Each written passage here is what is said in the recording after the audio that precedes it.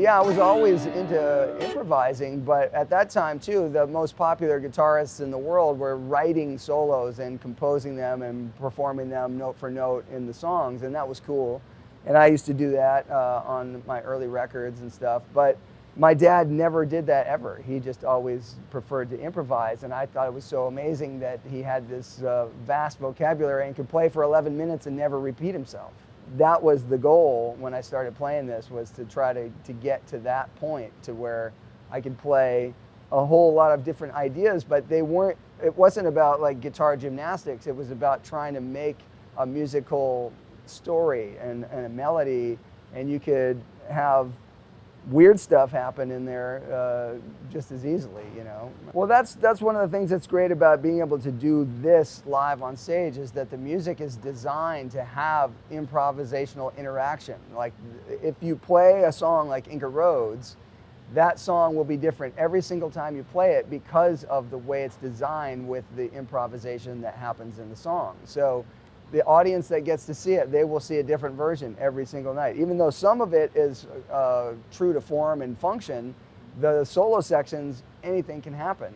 And so a lot of my dad's music is made that way, and that really is a lost art, because you know that requires musicians to listen to each other and form and establish a keen understanding of each other's tendencies, and like build something to a crescendo and do this stuff and work together. And it's not about somebody just supporting a soloist all the time. It's like really trying to create something on the spot, and that spontaneity is so exciting as a musician.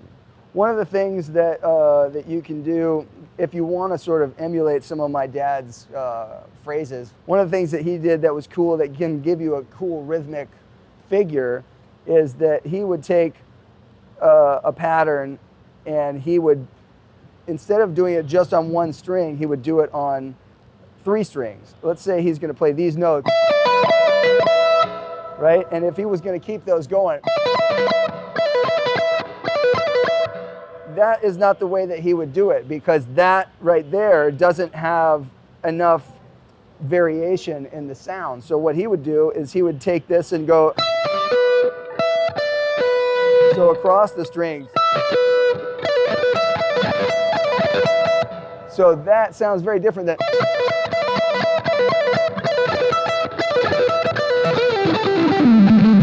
So if you want to get that kind of thing where you triplet out of nowhere, that's the kind of stuff that he would do. And I always watched his picking hand, and I said, there's no way I could pick like that, because he did everything with like upstrokes and this real plucky kind of thing, and it looked like a chicken pecking at some seed, and then this hand was the spider. So it was the battle between the chicken and the spider.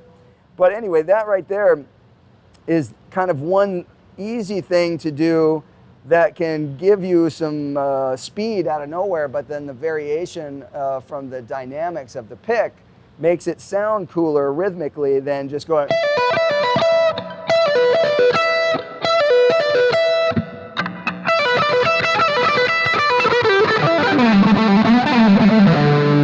So that kind of stuff is part of what happens when he's doing his pentatonic style of playing. Some of them are like drum rudiment type things. Like here's a really cool one that I like that my dad throws in all the time, which is like.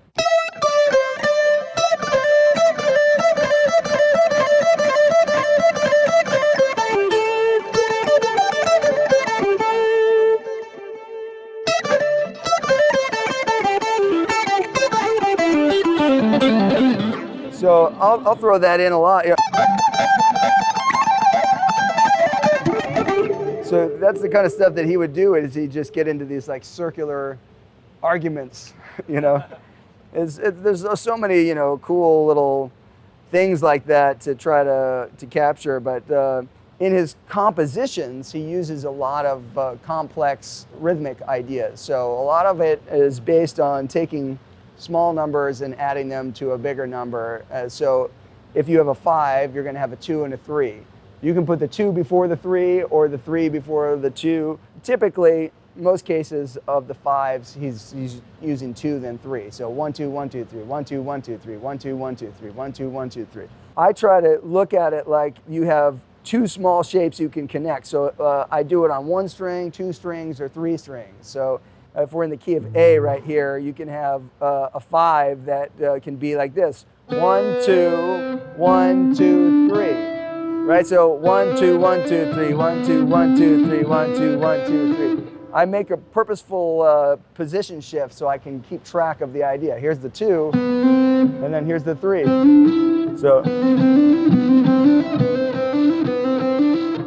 take that idea, put it on 2 strings, and you have 1 2 1 2 3. Right? And on 3 strings, I do it in a different way to add some variety to the thing. So let's say you look at this pentatonic box here, right? Everybody probably is familiar with that shape, but I'm going to take that shape and I'm going to add some other things in it. So I'm going to take all the 3s are going to be right here on this 7th fret. So there's going to be 1 2 3, 1 2 3, 1 2 3, 1 2 3, and I'm just doing them all with upstrokes. But the 2s are going to be part of this pentatonic thing. So watch this. It goes 1 2, then up up up for the 3. 1 2 1 2 3.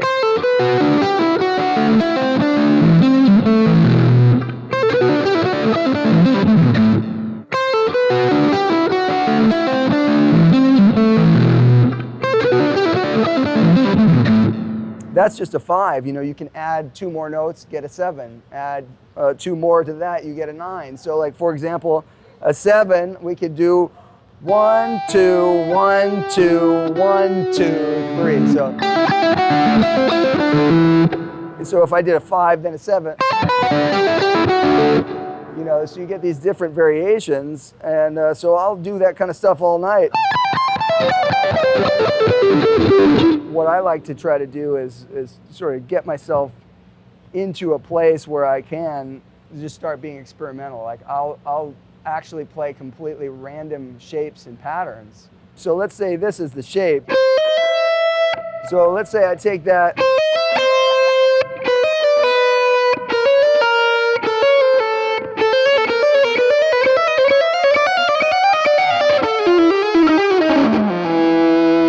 I'll just move it around, and I'll just use my ear to guide where I want to take it, you know. And so you can take other shapes.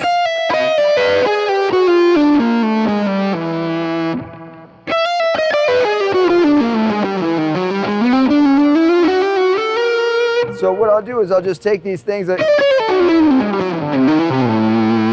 so I'll move it around.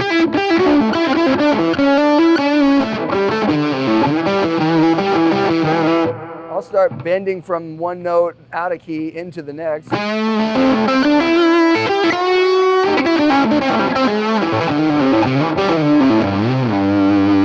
a lot of times what I'm looking for is also like taking a simple idea like triads, moving a tritone apart. So like if I had A major, then I would go.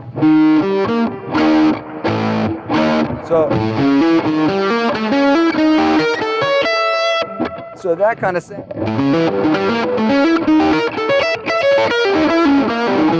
That's just a simple thing that sounds really cool, and you can do it anywhere, you know. But I take that kind of idea and I'll move it into like a group of 5.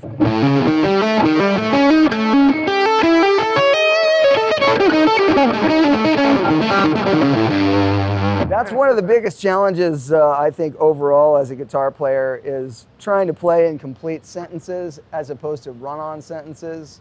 That's something in my own playing that I struggle with all the time. You know, I have my inner editing happening, going, oh, you got to play less. You got to finish a phrase and wait longer, because if you had to breathe in between playing like a horn player, then you would do that automatically. But we can just, as guitar players, keep playing.